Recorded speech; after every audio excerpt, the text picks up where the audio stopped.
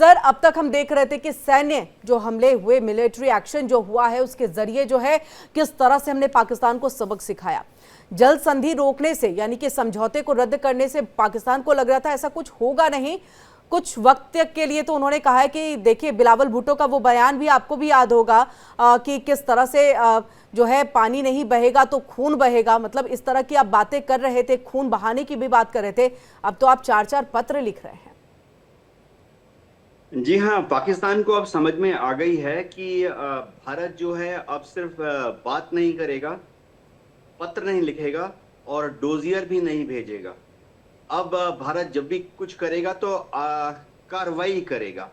और इस कार्रवाई का बहुत अच्छा नमूना है जब भारत ने सिंधु जल ट्रीटी जो है उसको अब हम नाप नाप के पानी छोड़ रहे हैं पाकिस्तान के ऊपर। मई और जून का महीना है, मई और जून में ऊपर से पानी आना कम हो जाता है। पाकिस्तान में भी सब जो 5 नदियां भारत से जाती हैं उनमें पानी का लेवल बहुत कम हो गया है। वहां पर अभी खरीफ की फसल की बुआई करनी पड़ेगी। ट्रैक्टर चल रहे हैं खेतों में, अगले हफ्ते से ही उनको बीज दाना लगाना पड़ेगा और बुआई शुरू करनी पड़ेगी। बुआई के तुरंत बाद थोड़ा सा हल्का इरिगेशन पानी मारना पड़ता है जी। अगर जून के महीने में इन पर पानी नहीं मारा गया तो ये सारी फसल 15 दिन में बर्बाद हो जाएगी। पाकिस्तान अभी सिर्फ इसी उम्मीद पर जी रहा है, नंबर 1, या तो भारत पानी छोड़ दे, दया करके भारत पानी छोड़ दे, या पाकिस्तान इस उम्मीद पे जी रहा है कि जुलाई में जल्दी जल्दी बारिश शुरू हो जाए। अगर ऐसा ना हुआ तो पाकिस्तान की जो 60% आबादी है जो कि किसान है, उनकी जिंदगी में बहुत बड़ा भूचाल आने वाला है। मेरा तो ये प्रेडिक्शन है कि अगर भारत ने अभी पानी नहीं छोड़ा मई और जून के महीने में तो पाकिस्तान में दंगे फसाद हो जाएंगे, लोग अपनी सरकार के खिलाफ सड़क पर आ जाएंगे।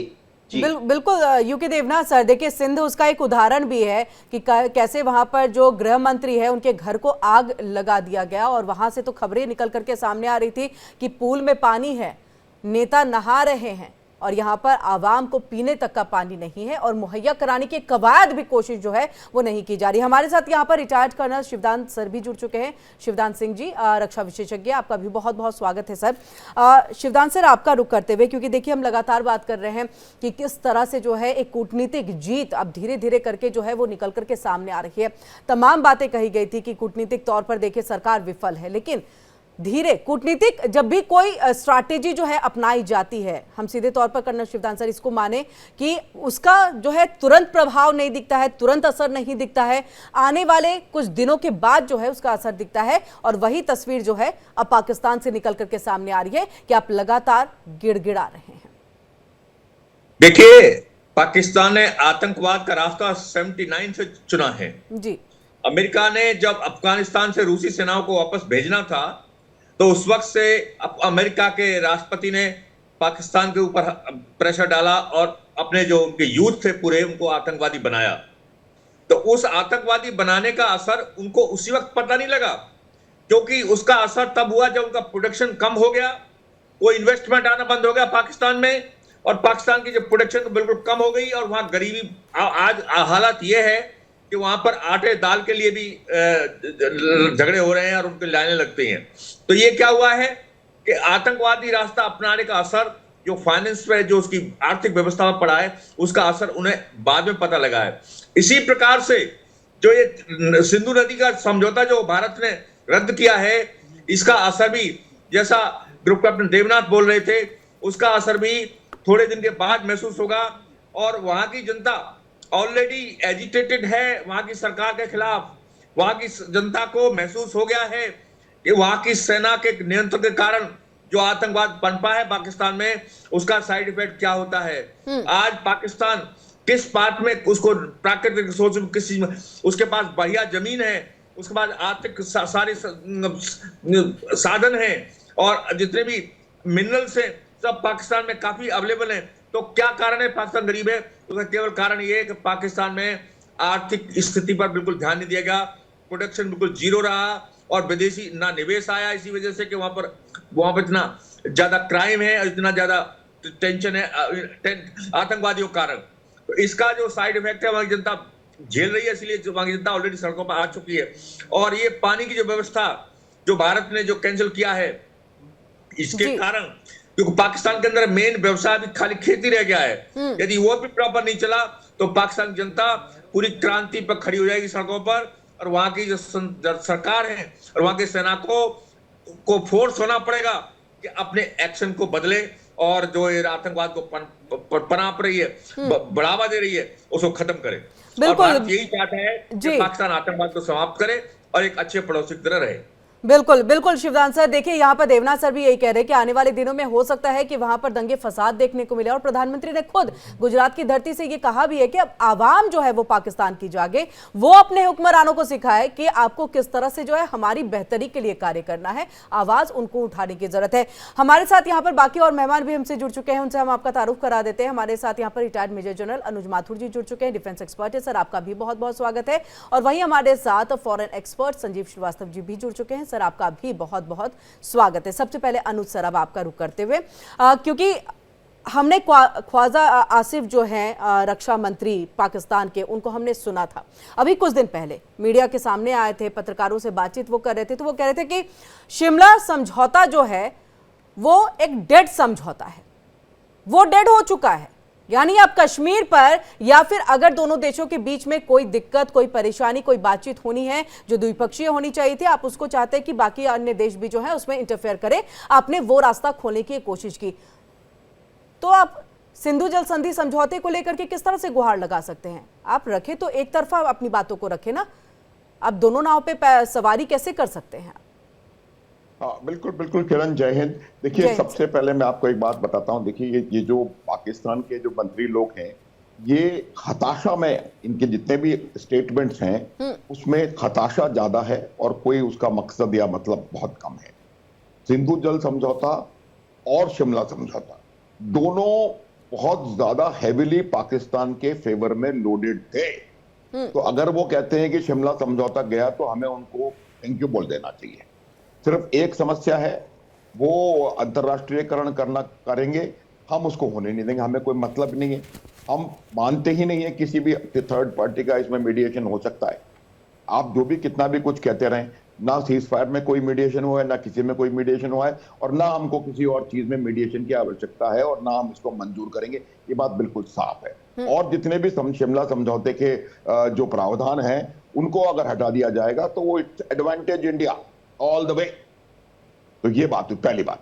दूसरी बात यह है कि जहां तक सिंधु जल समझौता है, देखिए थोड़ी सी टेक्निकल पैरामीटर्स हमको पता होनी चाहिए। इस सिंधु समझौते में जितना हमारे हिस्से का पानी था और जिसपे हम अपना काम कर सकते थे, जहां तक मेरा ख्याल है हमारे पास 3.8 MAF मिलियन एकड़ फीट का हक था इन तीनों नदियों के पानी पर।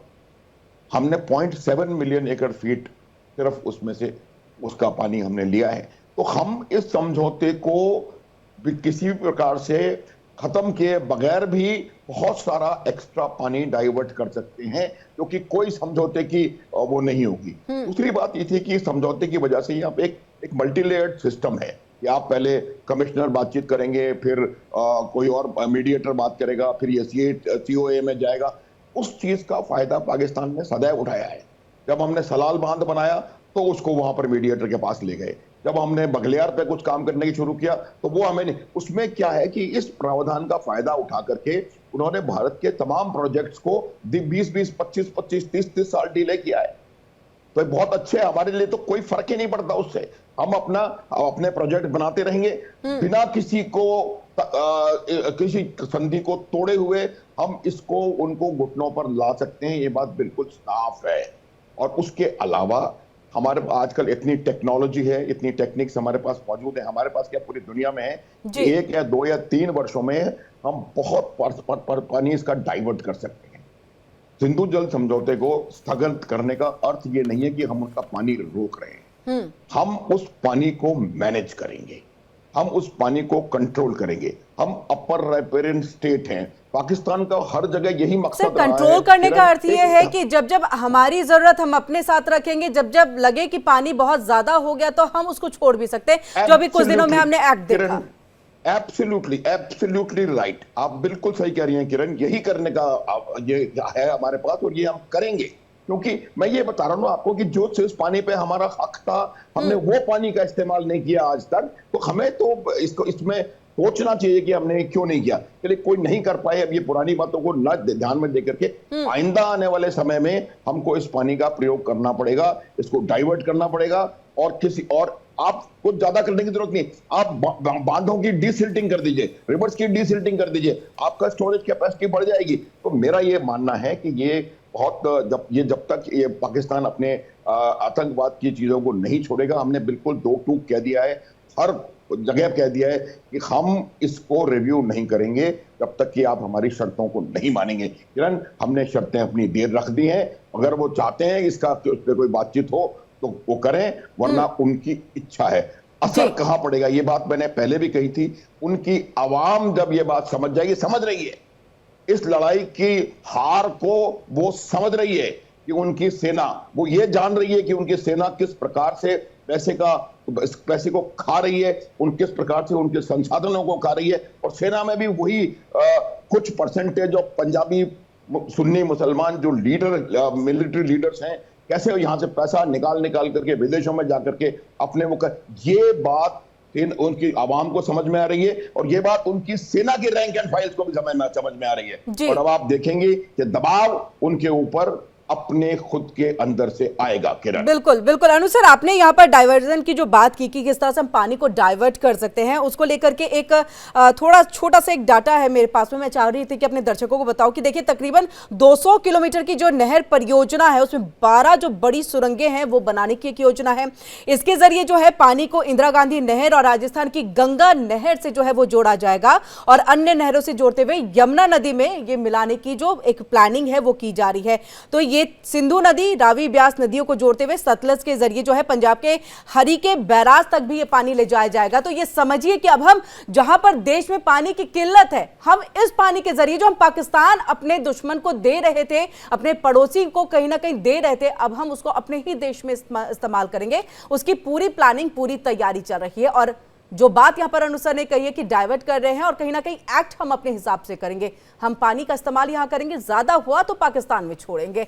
और संजीव सर का इससे हम रुख कर रहे हैं। संजीव सर, देखिए हमने देखा इससे पहले अलग अलग जगहों पे बिलावल भुट्टो जो है सबसे पहले मंच पे आते हैं, उनके तरफ से ये कहा जाता है कि हम अगर पानी नहीं बहा नदी में तो खून बहेगा। यहाँ पर एक वो गीदड़ भभकी दे दी गई। उसके बाद अब दरवाजा जाकर के यूएन का खटखटाते हैं, यूएस का खटखटाते हैं कि आइए प्लीज समझौता कराइए, पानी जो है वो पाकिस्तान को चाहिए, जरूरत है इसकी।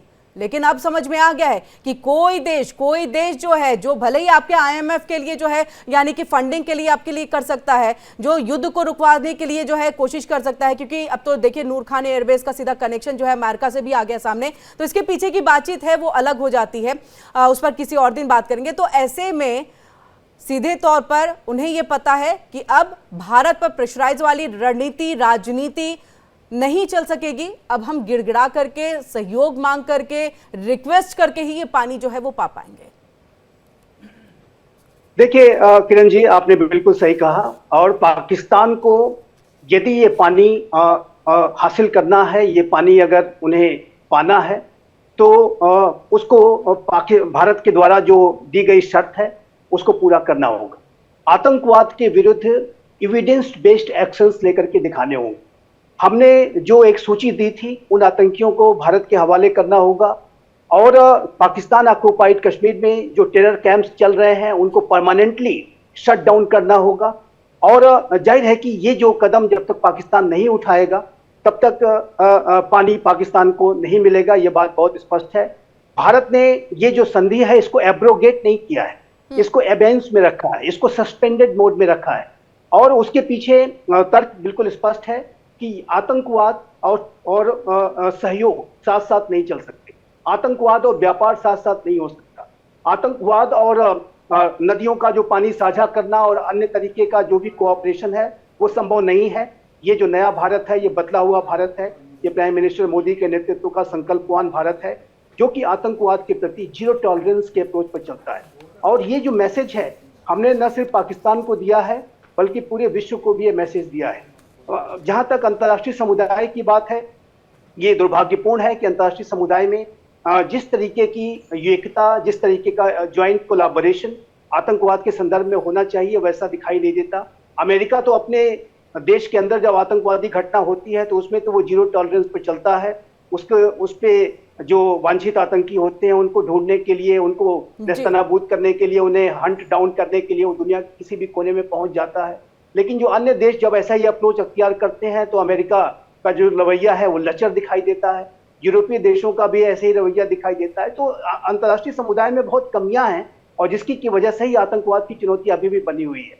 यदि आतंकवाद के संदर्भ में, जैसा कि हम आपके शो में पहले भी हम डिस्कस कर चुके हैं किरण जी, कि यदि ये एकता दिखाई जाए तो आतंकवाद की जो चुनौती है वो टिक नहीं सकती और आतंकवाद के ऊपर और ये जो रेडिकल इस्लामिक जो टेररिज्म है जिसके के आधार पर ये अनेक जो शैतानी जो ताकतें हैं, आसुरी शक्तियां हैं कि विश्व में क्लैश ऑफ सिविलाइजेशन इत्यादि को कराने की जो साजिशें रखती हैं उसके ऊपर हम विजय हासिल कर सकते हैं। लोकतांत्रिक मूल्य के आधार पर विजय हासिल कर सकते हैं। आपने जो एकता की बात की कि एक साथ जो है अगर सब आ जाए तो आतंकवाद को हम मुंहतोड़ जवाब दे सर। नूर खान एयरबेस का जो कनेक्शन अमेरिका के साथ निकला, हाँ भले ही ये तालिबानी वक्त की बात है और ऐसे में ये समझे कि अब कहीं ना कहीं आपको वो सौदा जो है वो खत्म कर देना चाहिए था, लेकिन हम चाहेंगे कि डिटेल जो है, थोड़ा इतिहास जो है वो भी आप बताएं।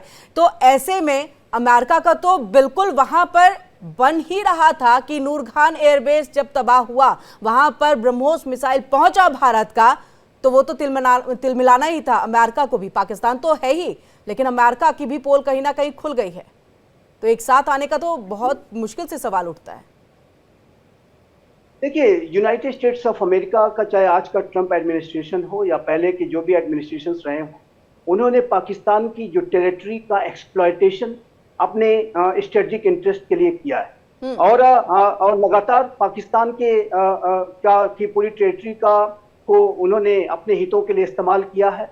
आपको याद होगा कि जब 9/11 का जो हमला हुआ था 2001 में, तो उस समय तालिबान की सरकार थी और यहाँ पर पाकिस्तान में मुशर्रफ उस समय राष्ट्रपति और तालिबान को जाहिर है कि पाकिस्तान ने ही खड़ा किया था, लेकिन अमेरिका के तत्कालीन राष्ट्रपति जॉर्ज डब्ल्यू बुश ने सीधा सीधा पाकिस्तान को कहा कि either you are with us और अगेंस्ट अस, और उसी समय पाकिस्तान ने यू टर्न लिया और सीधा वो अमेरिका के साथ खड़ा हो गया और अमेरिका का फ्रंट लाइन स्टेट बन करके पाकिस्तान ने अपनी पूरी टेरिटरी अमेरिका को सौंप दी। तो ये और उसके बदले में F-16 का वो जो बड़ी डील हुई, जिसका कि पाकिस्तान आज आतंकवाद के विरुद्ध लड़ने के लिए कोई F-16 किसी को देता है क्या?